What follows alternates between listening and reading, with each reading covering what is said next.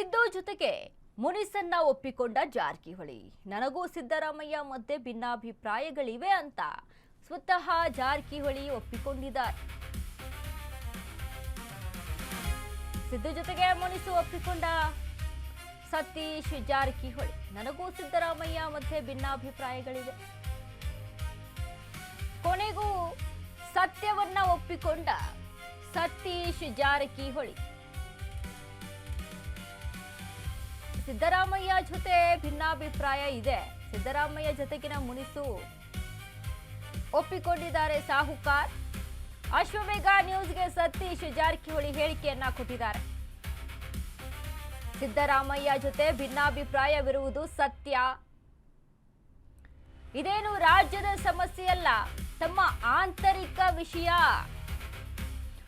ಸಚಿವ ಸತೀಶ್ ಜಾರಕಿಹೊಳಿ ಸ್ಫೋಟಕ ಹೇಳಿಕೆ ಇದು. ಸಚಿವ ಸತೀಶ್ ಜಾರಕಿಹೊಳಿಯಿಂದ ಕಾಂಗ್ರೆಸ್ ಸಂಚಲನ. ಸಿದ್ದು ಜೊತೆಗೆ ಮುನಿಸು ಒಪ್ಪಿಕೊಂಡ ಜಾರಕಿಹೊಳಿ.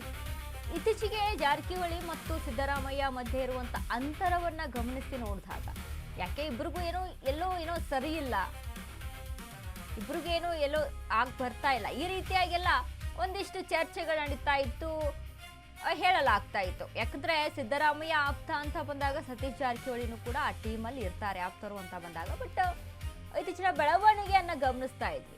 ಬಟ್ ಯಾವ ಕಾರಣಕ್ಕೆ ಏನು ಈ ವಿಚಾರವಾಗಿ ಸಾಕಷ್ಟು ಗೊಂದಲ ಇತ್ತು. ಬಟ್ ಸತೀಶ್ ಜಾರಕಿಹೊಳಿ ಅದನ್ನ ಒಪ್ಕೊಂಡಿದ್ದಾರೆ. ಎಸ್, ಹೌದು, ಸಿದ್ದರಾಮಯ್ಯ ಮತ್ತು ನಮ್ಮ ಮಧ್ಯೆ ಮುನಿಸು ಇರೋದು ಹೌದು.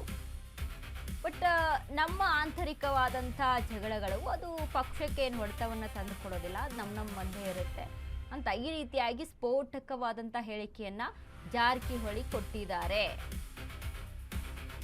ಯಾವ ಕಾರಣಕ್ಕೆ, ಏನು ಮುನಿಸಿರ್ಬೋದು? ಸಿದ್ದರಾಮಯ್ಯ ರಾಜೀನಾಮೆ ನೀಡಿದಂಥ ಸಂದರ್ಭದಲ್ಲಿ ದೆಹಲಿಗೆ ಹೋಗಿ ಸೈಲೆಂಟ್ ಆಗಿ ರಾಹುಲ್ ಹೈಕಮಾಂಡ್ ಜೊತೆ ಮಾತುಕತೆಯನ್ನ ನಡೆಸಿ ಸೈಲೆಂಟ್ ಆಗಿ ಬಂದು ಮೌನವನ್ನ ಆವರಿಸ್ಕೊಂಡು ನಂತರ ಇಲ್ಲಿ ಹೋಗಿ ರಾಜೀನಾಮೆ ಕೊಟ್ಟಿದ್ದು ಇವೆಲ್ಲವೂ ಕೂಡ ಪ್ರಶ್ನಾರ್ಹವಾಗಿದೆ.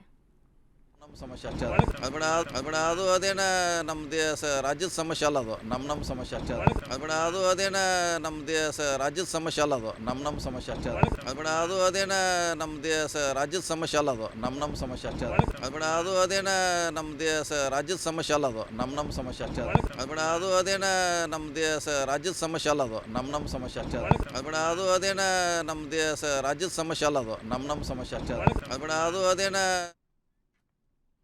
ಈ ಬಗ್ಗೆ ಮತ್ತಷ್ಟು ಅಪ್ಡೇಟ್ಸ್ ಅನ್ನ ಕೊಡ್ತಾರೆ ನಮ್ಮ ಪ್ರತಿನಿಧಿ ಪವನ್. ಪವನ್, ಇದೀಗ ಈ ಸಾಹುಕಾರ್ ಅಂದ್ರೆ ಬೆಳಗಾವಿ ಸಾಹುಕಾರ್ ಸತೀಶ್ ಜಾರಕಿಹೊಳಿ ಮತ್ತು ಸಿದ್ದರಾಮಯ್ಯ ಮಧ್ಯೆ ಇದ್ದಂತ ಮುನಿಸು ಹೌದು ಅನ್ನುವಂತ ನಿಟ್ಟಿನಲ್ಲಿ ಈ ಒಂದು ಸತೀಶ್ ಜಾರಕಿಹೊಳಿ ಅವರ ಸ್ಟೇಟ್ಮೆಂಟ್ ಹೇಳುತ್ತೆ. ಏನೆಲ್ಲ ಅಪ್ಡೇಟ್ಸ್ ಇದೆ ಪವನ್ ಈ ಬಗ್ಗೆ?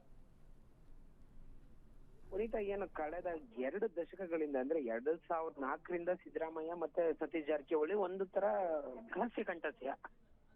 ಸಿದ್ದರಾಮಯ್ಯ ಶಿಷ್ಯ ಯಾರು ಅಂದ್ರೆ ಸತೀಶ್ ಜಾರಕಿಹೊಳಿ ಅನ್ನೋ ಮಟ್ಟಕ್ಕಿತ್ತು. ಈ 2 ದಶಕಗಳ ಕಾಲದ ಎರಡೂವರೆ ದಶಕಗಳ ಕಾಲದ ಸ್ನೇಹ ಈಗ ಒಂದು ಹಂತಕ್ಕೆ ವೈಮನಸ್ಸಿಗೆ ತಿರುಗಿದ್ಯಾ ಅನ್ನೋ ಒಂದು ವದಂತಿ ಹಬ್ಬಿತ್ತು. ಇದು ಮೊದಲಾಗಿ ಶುರುವಾಗಿದ್ದು ಎಲ್ಲಿಂದ ಅಂದ್ರೆ ಡಿ ಕೆ ಶಿವಕುಮಾರ್ ಪರವಾಗಿ ಸತೀಶ್ ಜಾರಕಿಹೊಳಿ ಶಾಸಕರ ಅಭಿಪ್ರಾಯವನ್ನ ಕಲೆಕ್ಟ್ ಮಾಡಿದ್ದಾರೆ, ಶಾಸಕರ ಸಹಿಯನ್ನ ಮಾಡ್ತಿದ್ದಾರೆ ಅನ್ನೋ ಒಂದು ರೂಮರ್ ಇಂದ ಅಂದ್ರೆ ಒಂದು ಊಹಾಪೋಹದಿಂದ ಶುರುವಾಗಿದ್ದಂಥದ್ದು. ನಂತರ ಇದು ಯಾವ ಮಟ್ಟಕ್ಕೆ ಬೆಳ್ಕೊಂಡು ಹೋಯ್ತು ಅಂದ್ರೆ ಸಿದ್ದರಾಮಯ್ಯನವರು ಖಾತೆ ಹಂಚಿಕೆ ಅಂದ್ರೆ ಕೆಪಿಸಿಸಿ ಅಧ್ಯಕ್ಷ ಸ್ಥಾನ ಮತ್ತೆ ಏನು ಸಚಿವ ಸ್ಥಾನ ಎರಡೂ ಕೊಡ್ಸೋದ್ರಲ್ಲಿ ಹಿಂದೇಟ್ ಹಾಕಿದ್ರು. ಮತ್ತೆ ಜಮೀರ್ ಅಹ್ಮದ್ ಅವ್ರಿಗೆ ಅಧಿಕಾರವನ್ನ ಕೊಡಿಸ್ಲಿಲ್ಲ.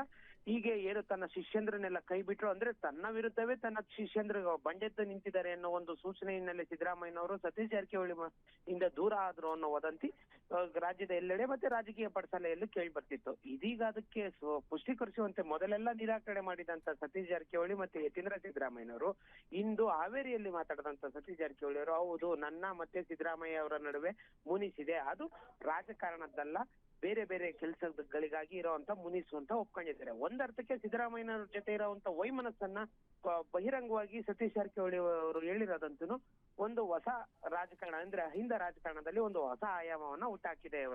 ಪುನೀತ, ಥ್ಯಾಂಕ್ ಯು ಪವನ್ ನಿಮ್ಮೆಲ್ಲ ಅಪ್ಡೇಟ್ಸ್ಗೆ.